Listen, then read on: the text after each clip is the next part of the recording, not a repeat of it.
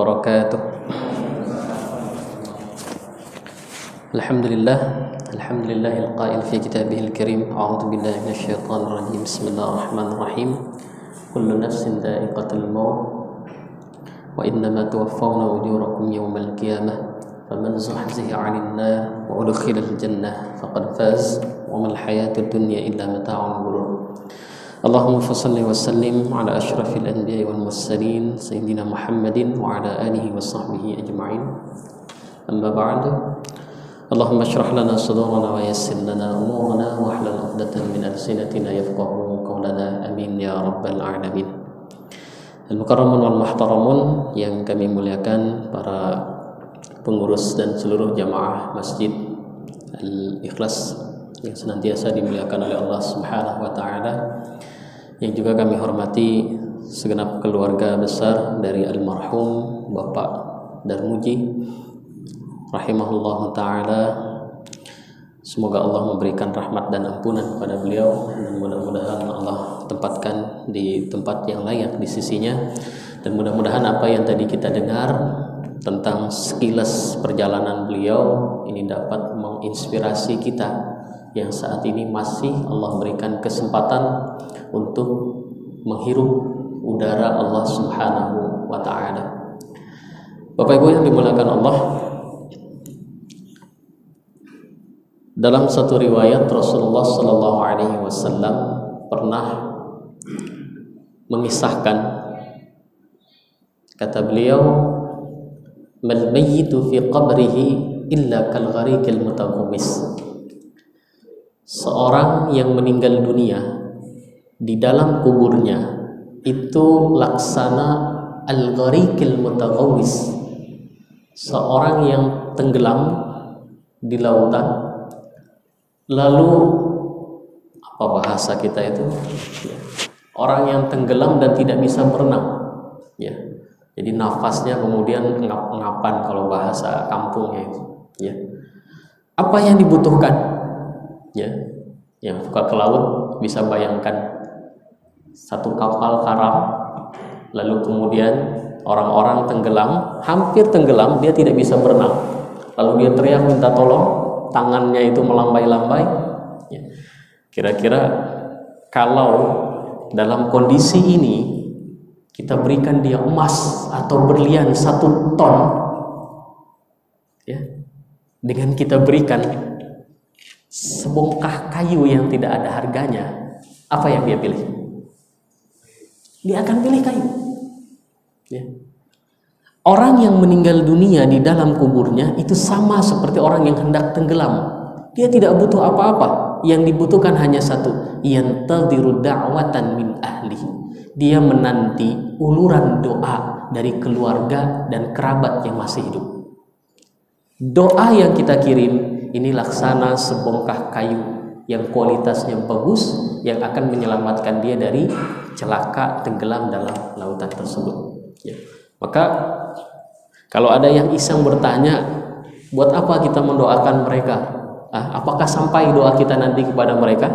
Ya, kalau Bapak tidak percaya apakah doa kita yang hidup itu sampai atau tidak kepada orang yang mati, Bapak mati dulu, ya. Nanti saya kirimkan doa, lalu kemudian Bapak lihat sampai atau tidak. Ya, kalau sudah tahu, datang kembali lapor ke kami sampai atau tidak. Ya. Jadi ini sabda Rasulullah SAW, ya. Yang selama ini sering kita perdebatkan adalah teknis dalam proses memberikan doanya, ya. Dan saya tidak ingin membahas hal tersebut. Apalah bentuknya, apakah itu tahlil ataupun takziah dan lain sebagainya, tetapi yang jelas semua orang yang meninggal dunia termasuk kita nanti, ya, calon-calon mayit ini, ya, kalau sudah masuk ke alam kubur maka kita tidak butuh apa-apa kecuali doa dari orang yang masih hidup. Maka kita selalu berharap, ya, rajin-rajinlah kita mendoakan orang yang meninggal dunia dengan harapan apa? Mudah-mudahan ketika masanya nanti datang kepada kita, maka kita akan mendapatkan hal yang serupa yang sering kita lakukan ketika kita masih hidup. Nah, kita kembali mengingatkan, mendoakan mudah-mudahan Bapak Darmuji bin Woso sabar, ya, ini diterima di sisi Allah Subhanahu wa taala, diampuni dosa-dosanya, dan semoga amal ibadahnya menjadi pemberat timbangan amal baik beliau di yaumil hisab kelak. Dan yang terpenting adalah bahwa manfaat dari takziah seperti ini tidak hanya untuk memberikan doa kepada almarhum, tetapi juga mengingatkan kita yang masih hidup agar kita waspada. Ada sebuah ilustrasi ringan. Mungkin saya pernah bercerita, ya. Tapi ini sebagai pengingat. Dan saya selalu mengenang kisah ini dengan kisah yang sangat menginspirasi kita dalam mengarungi sisa umur kita. Ada seorang mandor yang terbiasa sehari-hari bekerja membangun rumah. Dia bisa membangun rumah semewah apapun yang diinginkan. Satu ketika dia ingin berhenti dari pekerjaannya, lalu dia lapor kepada bosnya, "Bos, saya pengen berhenti."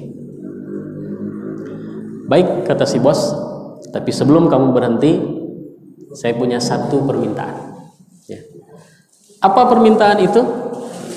Kata si bos, "Tolong buatkan satu rumah terakhir." "Berapa luas?" Kata bosnya, "Terserah. Ya. Kamu butuh tanah berapa luas, saya akan kasih." Ya. Dia bekerja dengan perusahaan kontraktor ceritanya. "Seberapa luas bangunannya?" "Terserah." "Seberapa luas tanahnya?" "Terserah." Ya. "Bagaimana desainnya?" "Terserah." Ya. "Kamu mau bikin dengan desain yang sangat bagus dan mewah, silahkan. Kamu mau bikin dengan yang sangat sederhana pun silahkan. Saya akan berikan fasilitas. Bagaimana dengan kualitas material bangunannya?" Kata si bos lagi-lagi, "Terserah. Pokoknya saya minta sebelum kamu berhenti dari pekerjaan ini, bangunkan satu rumah terakhir." Ya. Karena si mandor ini nafsu, Pak. Ya. Dia ingin segera keluar dari kerjaan ini, akhirnya dia bangun, "Sudahlah. Ya. Saya bangun asal-asal saja. Di tanah yang sempit, rumah yang ala kadarnya, dengan desain yang sangat sederhana, dan bahan bangunan juga yang biasa-biasa saja." Selesai rumah ini terjadi, lalu dia datang ke bos. "Bos, rumahnya sudah selesai. Saya boleh keluar?" "Silahkan." Ya. Lalu apa kata si bos? Ya. Ketika dia hendak pamit, ya, ketika mandor ini hendak pamit dari si bos, apa kata si bos? "Nih, pegang kuncinya." Ya. Dikasih rumah, Pak. Ya. Tapi pertanyaan saya, kira-kira ini mandor dikasih rumah seneng atau nyesel? Ya. Dikasih rumah dia senang atau nyesel? Kenapa nyesel? Kalau dia tahu tuh rumah buat dia, saya bangun yang paling bagus, seluas-luasnya, seindah-indahnya, dan semegah-megahnya. Jadi kira-kira, Pak, hidup kita ini sekarang, kita tuh dalam posisi seorang mandor. Bedanya, kalau dalam cerita tadi, bosnya nggak bilang di awal. Tapi bos dalam hidup kita, Allah Subhanahu wa taala, beliau sudah, ya, sudah semua dijelaskan di awal bahwa hidup kita ini sekarang fase membangun rumah. Ya. Kapan ditempati? Nanti kalau sudah meninggal dunia. Di mana kaflingnya? Terserah Anda. Mau kafling yang nyaman kami sediakan. Ya, ada yang namanya surga yang kenikmatannya mala ainun ra'at, nggak pernah kita lihat dengan mata kita, wala udhunun sami'at, nggak pernah kita dengar kenikmatannya. Ya. Wa ma khatara ala qalbil bashar, tidak pernah terbesit. Ya. Jadi kalau Bapak Ibu ingin membayangkan surga, bayangkan hal yang paling nikmat apa? Ya. Maka surga lebih nikmat dari itu. Kalau ingin membayangkan indahnya surga, ya bayangkan apa yang pernah kita lihat hal yang paling indah. Surga lebih indah dari itu. Atau menghayallah kita dengan sesuatu yang sangat indah, maka surga lebih indah dari apa yang kita hayalkan. Mau itu silahkan. Kalau mau yang panas, ada. Lebih panas dari Jakarta, lebih panas dari gurun pasir. Ya. Kalau cerita Pak Andi tadi orang kapal, lebih panas dari kap mesin. Ya. Di mana? Di neraka. Allah sudah berikan gambaran ada dua kafling. Kamu mau pilih yang mana terserah. Fahadainahun najdain. Kami berikan dua jalan. Ya. Dan kita diberikan potensi untuk memilih kedua tersebut. Kita mau yang mana? Ya. Bahan bangunannya bagaimana? Terserah kita. Allah sudah berikan jalan. Kalau mau pondasinya kuat, perkuat sholatnya. Kalau mau indah, maka banyakkan amal-amal sunnahnya. Kalau mau nanti terasa nikmat, kita bebas memilih masuk dari pintu mana, perbanyak amalan-amalan sedekah dan lain sebagainya. Ya. Kalau tidak mau bekerja, sama seperti seorang mandor tadi. Ya. Dikasih kesempatan, tapi dia tidak mau menggunakan. Waktu kita hidup ini, Bapak Ibu yang dimuliakan Allah, ya, ini adalah waktu ketika kita membangun. Allah sudah sediakan lapangan yang luas untuk kita pilih. Allah berikan kita kemampuan untuk membangun. Allah berikan petunjuk-petunjuk, tinggal kita memilih jalan mana yang akan kita tempuh. Bedanya kalau bos tadi tidak bilang di awal, tapi Allah Subhanahu wa taala sudah berikan aturan mainnya di awal. Maka hanya orang-orang bodoh saja yang kemudian memilih, ya, sudahlah tidak apa-apa, ya. Saya biasa di Jakarta panas, nanti couplingnya yang sedikit panas saja di neraka. Silakan. Ya. Tapi Rasulullah SAW mengajarkan bahkan ketika hendak meminta itu tidak boleh meminta yang ecek-ecek, Pak. Ya, jadi mohon maaf nih, ya. Walaupun amalan kita ini rendah sekali, nggak boleh kalau ditanya mau masuk surga yang mana. Nah, yang mana aja lah Ustaz. Yang penting surga. Anda boleh. Salul Firdaus. Minta sama Allah itu yang paling tinggi. Ya, ya Allah berikan kami surga Firdaus. Amalannya nggak nyampe, enggak apa-apa. Ya. Tapi kalau mintanya sudah paling tinggi, Pak, ternyata nggak sampai, kan paling nggak bisa di level berikutnya gitu. Tapi kalau sudah mintanya paling bawah, nggak nyampe, mau dilempar kemana lagi kita? Ya, maka mintalah Firdaus. Nah, momen-momen takziah seperti ini, selain kita mendoakan almarhum, menghibur ahlul bait, maka ada satu manfaat yang terbesar adalah mengingatkan kita, ya, bahwa hidup ini adalah waktu untuk kita membangun rumah yang akan kita tempati nanti. Semakin baik amal kita, maka akan semakin bagus rumah yang nanti akan kita tempati. Maka Al-Fakir, saya menasihati diri saya sendiri dan semua yang hadir, ya, tadzkirah yang paling dekat ini, al-maut, kematian, pengingat yang paling nyata ini, ya, mudah-mudahan bisa memberikan kita sebuah alarm. Ya, kita tidak tahu bahwa kapan kita meninggal dunia. Ya. Ternyata tua itu bukan syarat untuk mati. Sama seperti halnya sakit juga bukan syarat untuk mati. Ya. Mati itu bisa datang kepada orang yang sehat, sama seperti halnya dia juga bisa datang kepada orang yang muda, bahkan anak-anak sekalipun. Ya. Almarhum meninggal di usia 48. Ya. Logikanya, mohon maaf, ya, yang umurnya sudah lewat 48, ya, ini hanya bonus dari Allah Subhanahu wa taala. Ya, kalau berkaca dari almarhum, maka kita perlu mengingatkan diri kita, kira-kira sudah seindah apakah rumah yang kita bangun untuk diri kita pribadi. Nah, berikutnya jamaah ikhwatal iman yang dimuliakan Allah, berbicara tentang kematian, saya ingin juga mengungkap satu ayat Allah Subhanahu wa taala yang berbicara tentang musibah, dan nanti ini akan banyak kaitannya dengan kondisi kita saat ini. Ya, di surah Al-Baqarah ayat 155 Allah Subhanahu wa taala berfirman, A'udzubillahi minasyaitonir rajim. Bismillahirrahmanirrahim. Wa lanabluwannakum bisyai'in minal khawfi wal ju'i wa naqsin minal amwali wal anfusi wath thamarat wa basyiris sabirin. Wa lanabluwannakum, kata Allah Subhanahu wa taala, sungguh kami akan uji kalian. Ya. Ini kalau yang pernah belajar bahasa Arab akan paham betapa Allah menekankan kalimat ini dengan beberapa taukid. Ada lam taukid wala, ya. Kemudian ada nun taukid walanabluwannakum. Ini menunjukkan bahwa sungguh kami, kata Allah, akan menguji kalian. Lihat bentuk-bentuk ujian yang Allah sebutkan di dalam ayat ini yang saat ini kita rasa. Ya. Yang pertama kata Allah apa? Minal khauf, rasa takut. Ini bentuk dari musibah, ya. Takut mati, takut sakit, ya. Takut kena virus. Nah, ini ketakutan ini musibah, ya. Takut dipecat, takut usaha bangkrut, takut tidak dapat uang. Ini bentuk musibah, ya. Dan saat ini kita rasakan. Wal ju', kelaparan, ya. Bantuan sosial di mana-mana, ya, Masya Allah. Ya. Kita merasakan hal ini, dan ini adalah bentuk musibah. Wa naqsin minal amwal, dan berkurangnya harta, ya.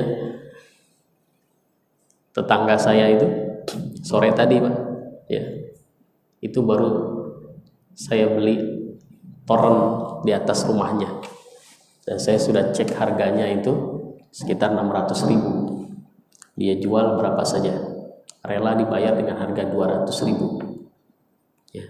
Saya tanya sama istri, kenapa kok sampai segitunya? Usahanya kolaps. Semua karyawan di usaha yang selama ini diguliti terpaksa diputus.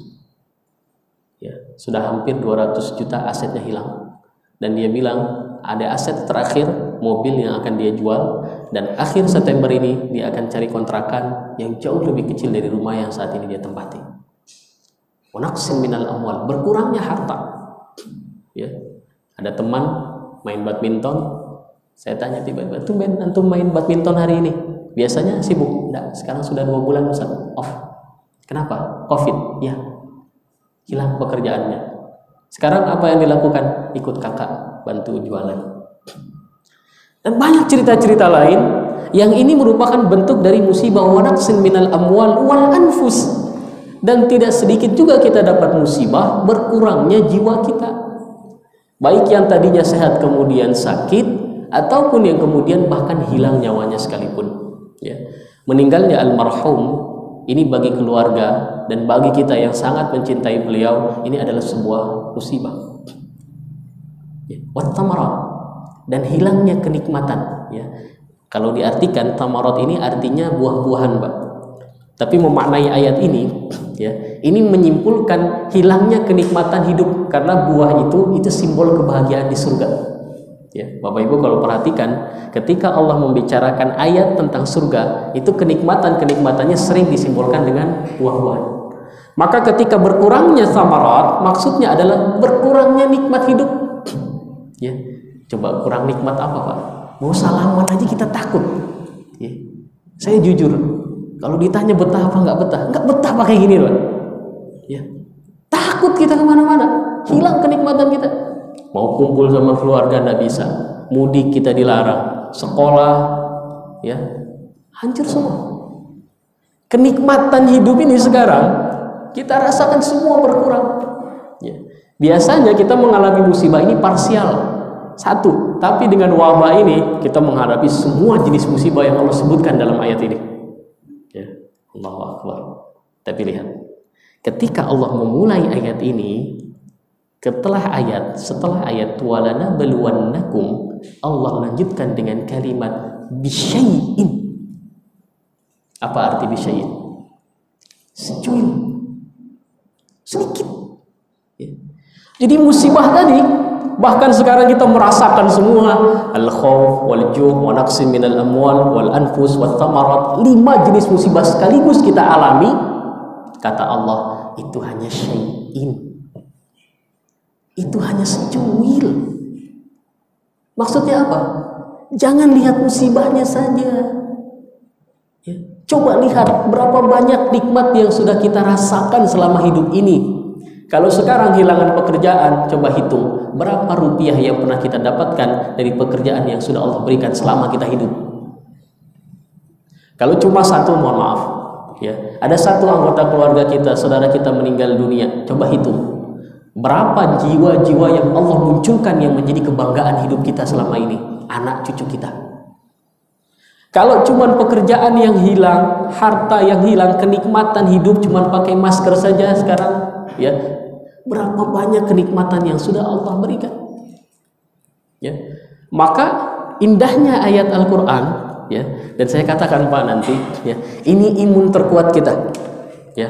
Berbahagialah kita yang punya iman, ya, saya campur cerita tadi Pak, ya, cerita tetangga tadi itu di akhir dia bilang ke istri saya, ya, padahal Umi, kata istri tetangga ini, ya, kami itu baru berusaha benar, ya, selama ini itu kita jauh dari agama, makanya ini anak pertama, kedua kami sekolahkan di sekolah agama, padahal kami baru ingin berusaha benar, tapi Allah berikan ujian, ya. Ini Pak, kalau orang tidak punya iman, gila dia. Ya. Bapak pernah dengar cerita orang-orang pengusaha sukses yang tiba-tiba kolaps? Ya. Saya pernah cerita, saya pernah berangkat umroh ke Oman kalau tidak salah waktu itu di sini. Ya. Itu pemilik travelnya Pak. Ya. Beberapa bulan lalu baru mengundang kita untuk peresmian gedung baru. Dengan bangganya dia sebutkan, ya, kami sudah bangun gedung 4 lantai, disewakan. Ya. Tiba-tiba corona. Ya, jangankan gedungnya, semua isi gedungnya habis dijual Pak. Kalau dia tidak punya iman, kolaps. Ya. Maka ajaban li amril mukmin, kata Rasulullah SAW, betapa luar biasanya perihal orang mukmin itu. In asabahu khairun syakar, kalau dapat kebaikan dia bersyukur, wa in asabahu syarrun sabar, kalau dapat keburukan maka dia bersabar. Maka lihat, awal ayat ini menghibur hati kita bahwa itu ujian kecil saja. Artinya apa? Kita bisa kok lewat, ya. Kita bisa kok mengatasi, apalagi cuma sekedar COVID saja, bisa. Dan ketika Allah berbicara dengan segudang jenis musibah, di akhir ayat Allah tidak pernah menjatuhkan kita, justru Allah membesarkan hati kita. Ya. Kalau kita disuruh bikin ayat, kira-kira endingnya apa Pak? Ya. Kami akan uji kalian dengan ketakutan, kelaparan, kurang harta, kurang jiwa, dan kurang kenikmatan. Kira-kira ending kalimat penutupnya apa? Hati-hati, siap-siap, kan begitu? Tapi Allah menutup ayat ini bukan dengan kalimat itu. Wa basyiris sabirin, berikan kabar gembira. Allahu Akbar.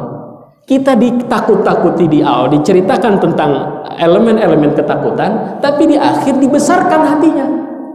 Berikan kabar gembira. Loh, ada apa? Ya, artinya ada kabar gembira di balik musibah ini. Ada kenikmatan di balik musibah ini. Ya, bagi siapa? Wa basyiris sabirin. Syaratnya kita harus bersabar. Ya.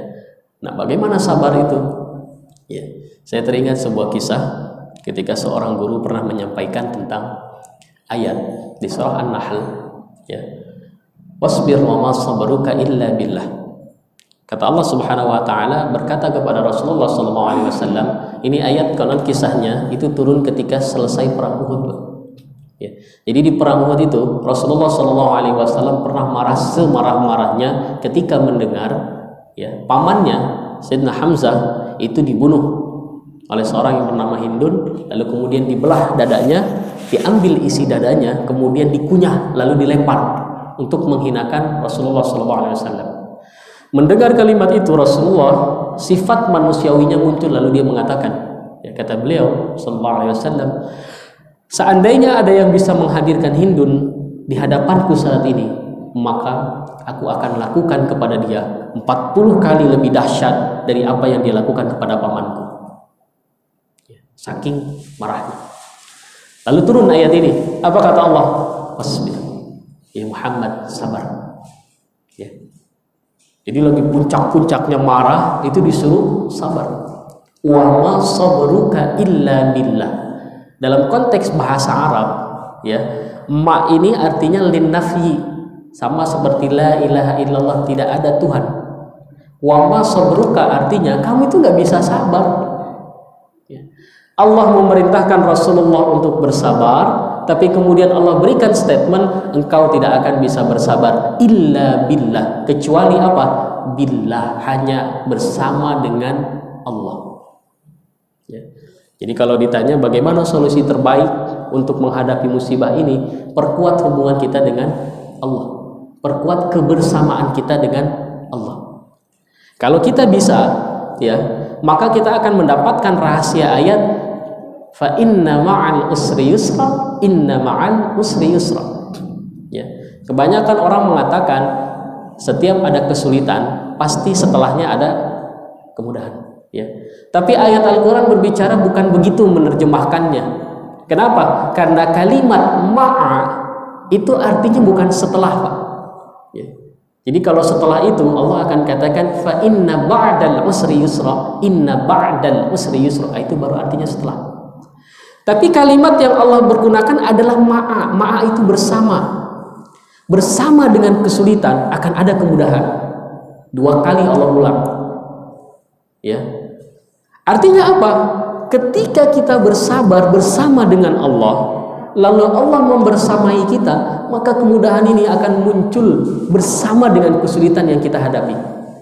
Ya. Seberapa hebat, Bapak bayangkan, secepat Allah Subhanahu wa Ta'ala berikan solusi ketika Nabiullah Ibrahim ingin menyembelih anaknya. Ya, pisau sudah nempel di leher, Pak.